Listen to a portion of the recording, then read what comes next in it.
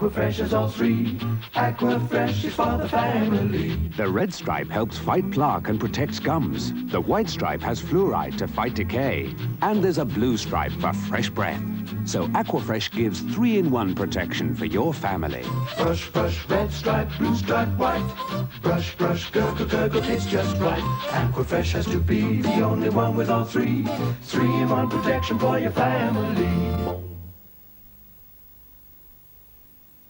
PSA is the largest single design and construction organisation in the UK. We design and construct for government departments and Britain's armed forces. We're recruiting professional and technically qualified staff in these disciplines for our offices in the North West. Interested? Then come and see us at the Adelphi Hotel Liverpool on the 14th of March or the Portland Hotel Manchester on the 15th of March from 1 p.m. to 6 p.m. or see your local press for details. Friday's star movie is Charlie Varick. Something smells bad. I'm gonna nail those sons of bitches to the cross. Walter Matthau is Charlie Varick, Friday at 11:05 on Granada. You're watching Granada. Now we take a delightful trip into the world of animation. You can meet Toad, Ratty, Mole and Danger Mouse, plus of course a few rather important human beings.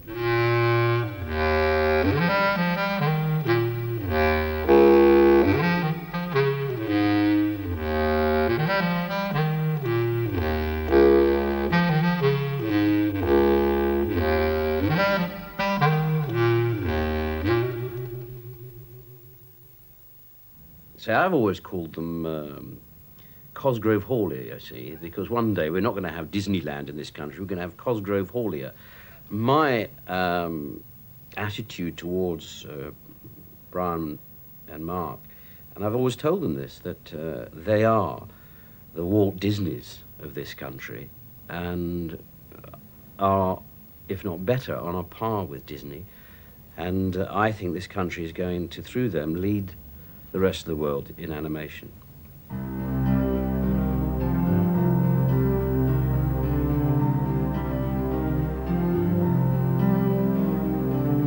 Animation is the art of making pictures move. It's a trick, a practiced illusion, a combination of the skills of draftsman, painter, sculptor and modeler, and the technology of lighting and photography. Animators are creators. They invent characters and a world for them to inhabit.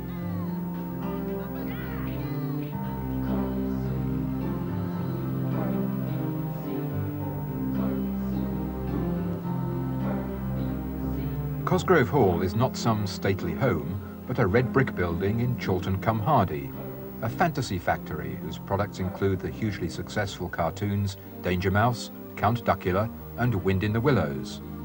Founded in 1976 by Brian Cosgrove and Mark Hall, it's now one of the world's most successful and prestigious animation houses.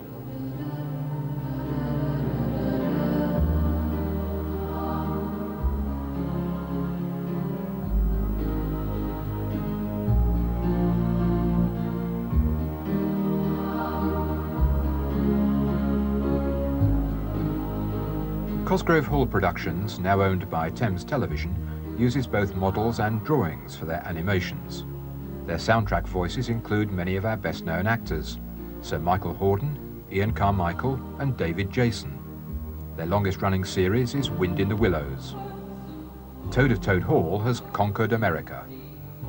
In fact, I think the Englishness of Wind in the Willows was its success over there. But equally, I think it is reaching to the Americans with lip sync. I think that was the major breakthrough.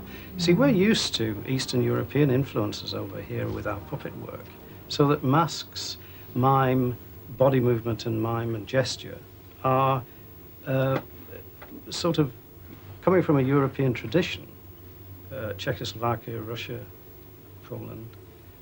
In a way, Britain straddles that.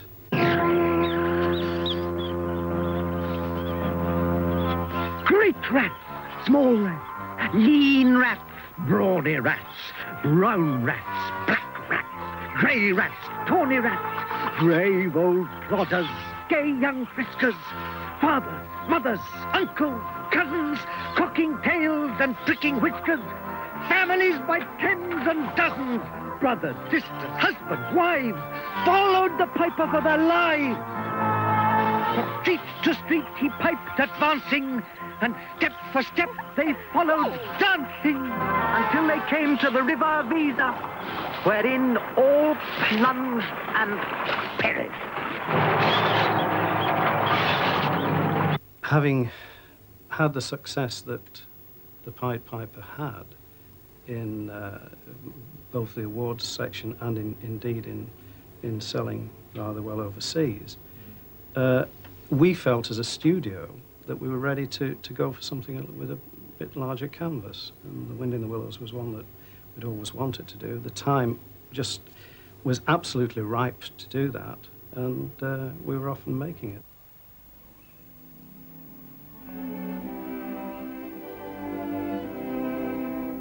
When the toad came home, there was panic in the parlor and howling in the hall. There was crying in the cowshed and shrieking in the store. When the toad came home, when the toad came home. The challenge of Wind in the Willows was to take an old story and give it new life.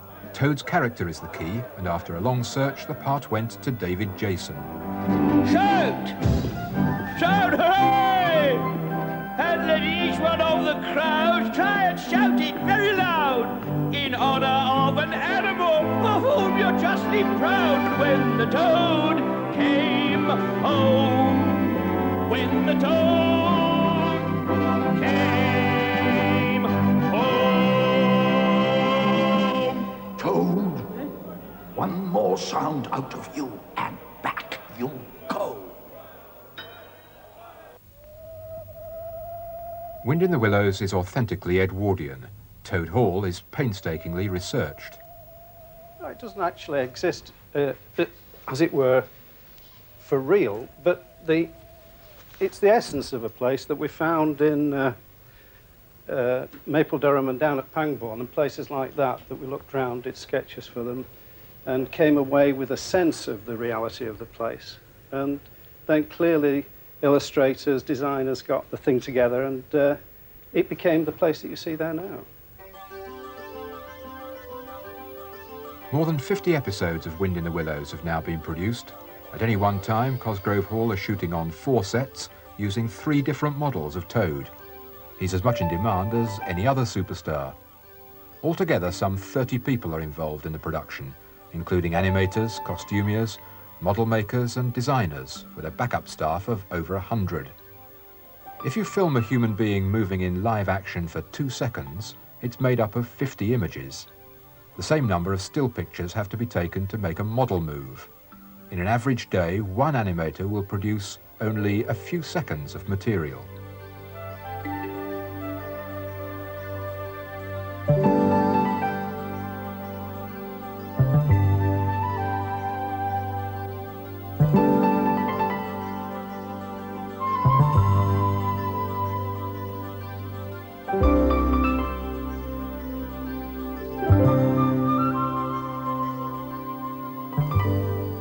It's quite an exciting business, really, because what you're doing is you're creating a person, and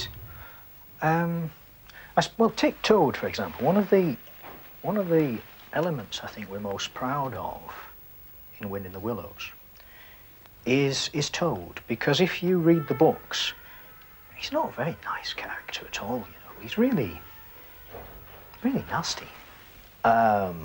What we're proud of is the way his personalities come out in our films, because he doesn't come out as an unlikable person.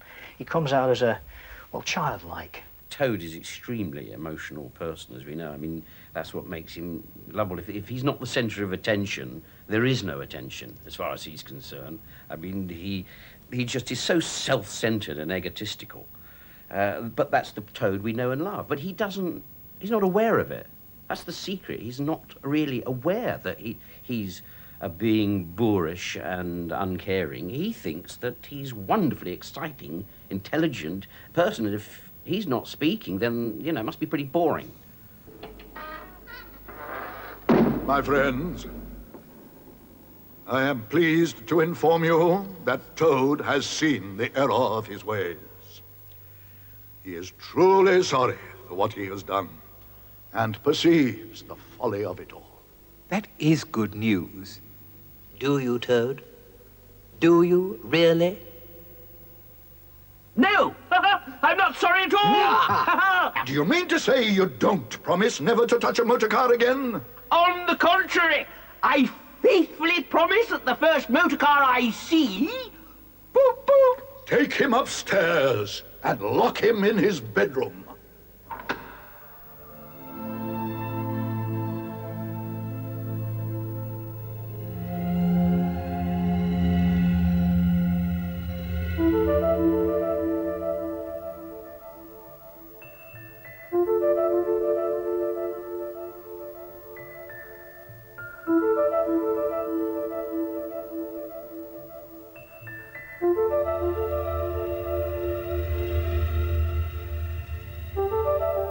One innovation introduced by Brian Cosgrove was life classes for his artists. By studying the human form and its natural movements, animators learned to give their animal characters human characteristics. Unlikely as it seems, even Toad is based on human models.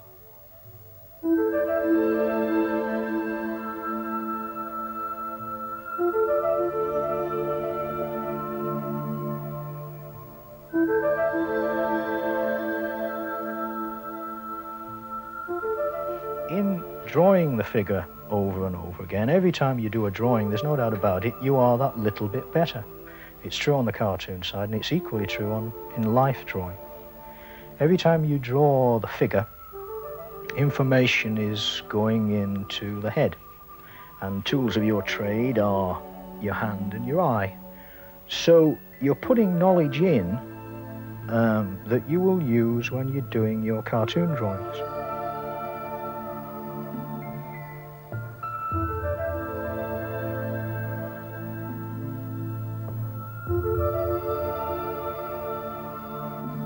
A half-hour episode of Danger Mouse involves some 22,000 drawings. The voice of Danger Mouse is again supplied by David Jason. He just won't give up. All right in there, your time's up. But it's only 5 to 3. Absolute nonsense. It's, Drop in any time. He's a sort of superhero. So, you know, how does superheroes believe? Don't forget his mouth, but don't forget also that he has human qualities, which he gets frightened, which is a nice thing to do. That sometimes he'll say, there's only one thing to do. There's only one thing to do in a situation like this, Penfold. He says, what's that, Chief? Panic! And then they run, you see. So if you've got that in the character, you've got to have some sort of human characteristic. As much as anything else, I suppose they're situation comedies, in a sense. They're fantasy comedies. Because, of course, you can situate the characters anywhere you want. You're not tied by having to fly the cast and the crew out to an exotic location, or you don't have any of the difficulties. You can fly them into space. You can make adventures happen in the ground, not just in coal mines. I mean, you can make them happen in the soil. You can make them happen underwater. You can put them anywhere. But the important thing about them is that you maintain a set of relationships. And for the most part, the gags come certainly from the characters. You have to be true to the characters. You have to be true to the relationship between the characters. And you have to be true to the relationship between the characters and the environment in which they find themselves. Well, now we've a few moments in hand before our next Danger Mouse adventure, and I'd like to take this opportunity to ask whether anyone has seen my bicycle. Not home, Penfold. After that villain, we're going to stop Duckula if it's the last thing we do. I found something. Can it be? What, Chief? Feels like... Where's the switch? Ah, good grief. The noble willow. I used to be on the first team, you know. Just bowl me one down, O'Bean.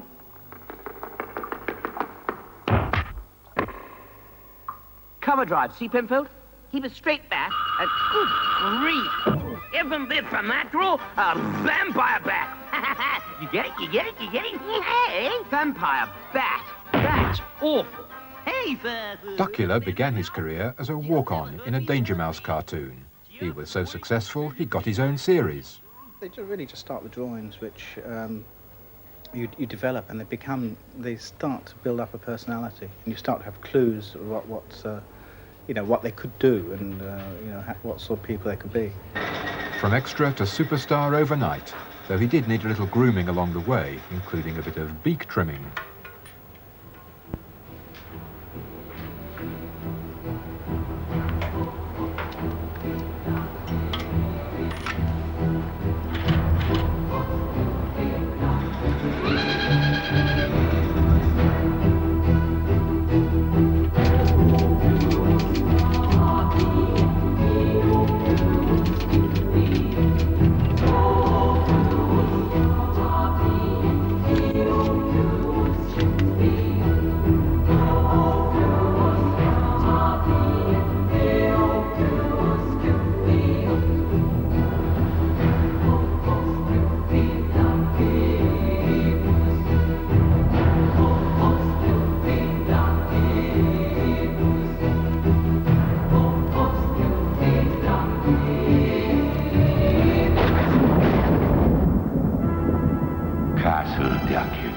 Home for many centuries to a dreadful dynasty of vicious vampire ducks, the Counts of Duckula.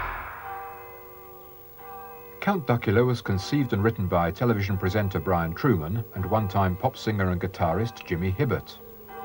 I tell you what, it's cold enough to freeze the buckwurst off an apple strudel up here. Oh, you're right. Yeah, It's a bit chilly and all. You'd like to come inside for a cup of cocoa and some chucky mickeys? Oh, yes, that would be very nice, and maybe you can show me round. I don't think we have a round. Oh, well, in that case, maybe you can show me a good time. Oh, Box. Oh, look here. Oh, what's that? That there's the port cullis, see? Yes? And that there Yes? is the starboard cullis. I see, so where they put the middle colors? Is that 3? I don't know. I can't cope with 3, you see. You really can't take it seriously, can you? Any of it. I can't when I'm writing it. I mean, I sometimes even laugh when I'm writing it. I like silliness. I think it's a much underrated virtue. If there was more silliness, if people were just silly. If only the Arabs and the Israelis were silly. If only Colonel Gaddafi was silly. But you think of all those people who are an absolute menace to one another, you know, are always cutting one another's throats. You thought, and try and think of them as being silly. It's impossible, isn't it? I mean, you can't imagine Colonel Gaddafi making silly jokes or doing silly voices. Here, my dear, I just launched a missile. Oh, I mean, he'd never get anywhere in his evil plans, would he? I mean, Goosewing is always calling for Heinrich. This thing could go on shouting, call it Heinrich? Heinrich? Well, it could do, yeah. Is it? But it might be nice if it's stuffed and he's shouting Heinrich. Yes. Or it could be, a bit more animation, or it could be a mechanical goosewing parrot. An invention. That is, yes, another invention, which kept biting his ear, as it would do. Or suddenly, or kind of got out of control and started demanding nuts in the middle of... So in the middle of a scene, he'd say, "So it's a very important situation," and the bird would say, "Nuts!"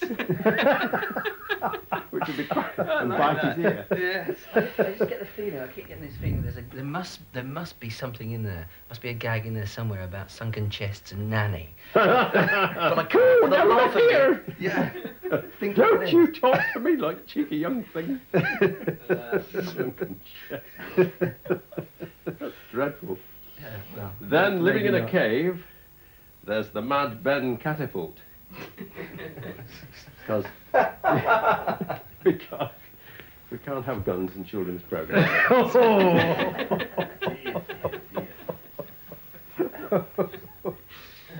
Yeah. Once Duckula, who's hoping to live a life of luxury and ease, finds that he hasn't got enough money to pay anything at all, because while he's been on his way between Transylvania and the hotel, the drachma, the Transylvanian drachma, has completely lost any value at all, so he's got nothing. Duckula comes flat up against the hotel owner, Yes. who strongly suggests, with the help of a large dog, that Duckula should stay and do all the jobs. I don't suppose we could get away with something like that for the hotel manager, could we? sir is impecunious. Yes, aren't I? Is that an insult? The Transylvanian drachma is practically worthless. Oh, well, 50 drachmas then. Will that buy me a paper? How much do you have in total? Oh, well, let me see. About 10,000. Enough for a good weekend, huh? Not even enough for the morning paper. Oh, well, in that case, just stick it on my bill. Oh, thank you. Transylvanian drachma crashes. What does that mean? It means your drachmas are not worth the recycled bicycle clips they're made of. So that in the end, because Duckula's having to do all the jobs, he ends up waiting on Igor and Nanny, who are incessantly demanding, especially Nanny, for cocoa and chocky bickies. I wants my cocoa and chocky bickies, and I want some now. Sort of thing. I think she'll get him if he asks like that. I definitely think she'll get him. Yes, madam, I'm just coming. Hello, madam, I can't get in. You can't come in. I've taken me beak out and got me feathers in rollers. Just put it on the floor. Has it got cherries on it? No, it's got roses on it and gravy stains. I ordered cherries. Oh, the sandwich. Sorry, I thought you meant the carpet. I didn't order no carpet. No, I know, madam, I meant... Phew, she's nearly as stupid as Nanny. Oh, dear old Nanny. Oh, if only she was here. Here? Yes, here. I mean, yes. I could do with a mug of cocoa as well. I can't sleep without a mug of cocoa. What, now? But it's $2.45. I don't care what it costs. I want one. Oh, she is as stupid as Nanny. All right, madam, I'll see if Chef can make you a mug of cocoa. You've really got the picture in your head, the film in your head, the whole film really running in your head.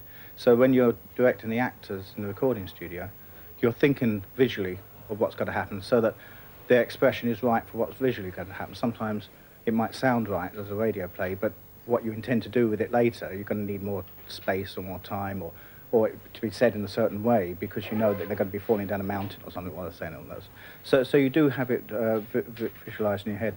If the ideal way to do it is to do the storyboard before the recording, do a rough storyboard before.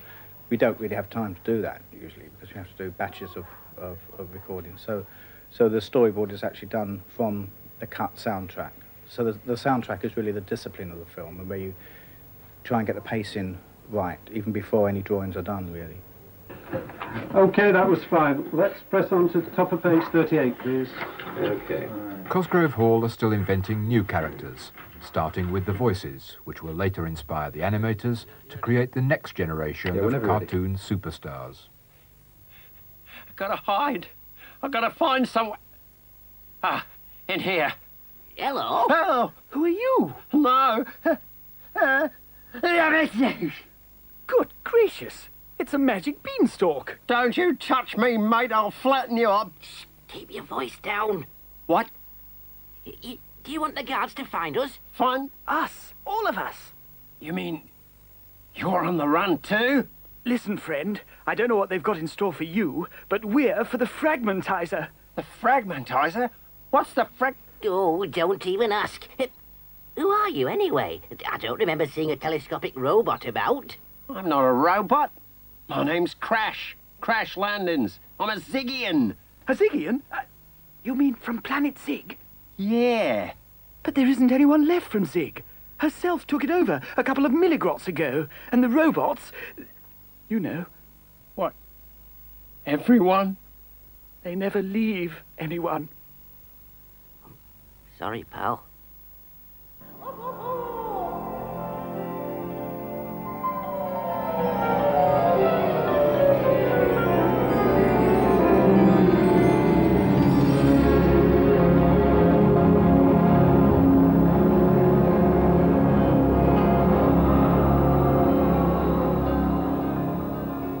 Just about everybody that works with us develop their skills, and it goes right through all of them. The writers, the actors, we've been with them all now so long that we've seen their talents develop on each one of the productions that we do.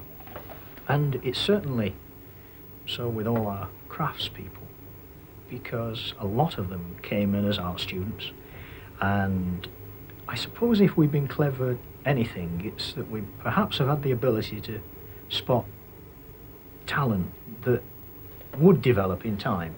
we all sit in the same studio and we all play off each other, and there's a wonderful atmosphere in the studio, and it's wonderful to see people like Sir Michael Hordern going, oh, Toad. And you think, there's this Sir of the theatre, he's a marvellous man playing a badger, and it tends to put me in perspective. You know, I've got a chance yet, you know, maybe it's Sir David Jason is not a long way off.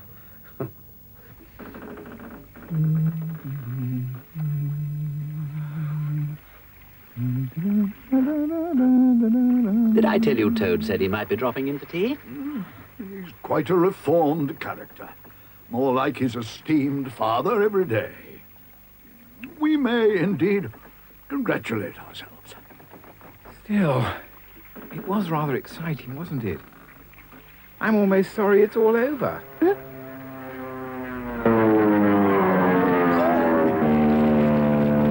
Hello, you fellows! You maniac! Lock him up! Toad, this time you've gone too far! I'm motoring! This is the life!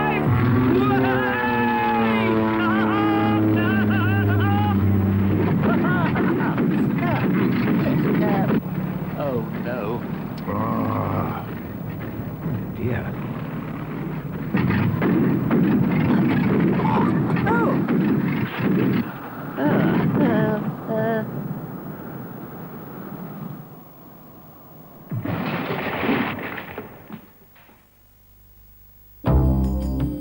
Celebration continues next Thursday at the later time of 10:45 with the television world premiere of Beethoven's 10th Symphony. In 1827, 8 days before his death, Beethoven wrote of a new symphony which lies already sketched on my desk. Musicologist Barry Cooper spent 6 years selecting and arranging Beethoven's sketches for the first movement from archives in Bonn, Berlin and Vienna. The result is an artist's impression of the last thoughts of the world's greatest symphonist. What was meant to be Beethoven's 10th Symphony has had to wait more than 160 years for a fully orchestrated performance. This unique performance is by the Royal Liverpool Philharmonic Orchestra under the baton of Libor Pezek. And it's next Thursday's cause for celebration at 10:45 on Granada.